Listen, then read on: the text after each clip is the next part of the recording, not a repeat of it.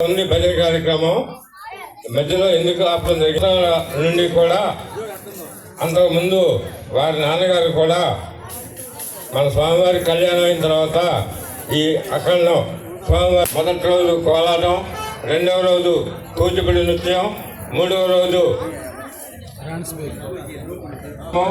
కాలువతోటి మనందరి మధ్యలో కూర్చోబెట్టి ఘనంగా సన్మానం చేస్తాం.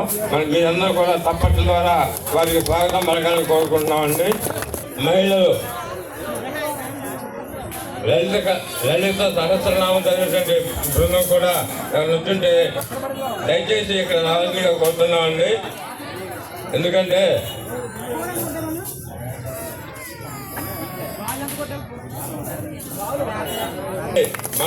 మన గ్రామ పౌరులు మనం ఘనంగా సన్మానం చేసుకుంటా ఉన్నాం.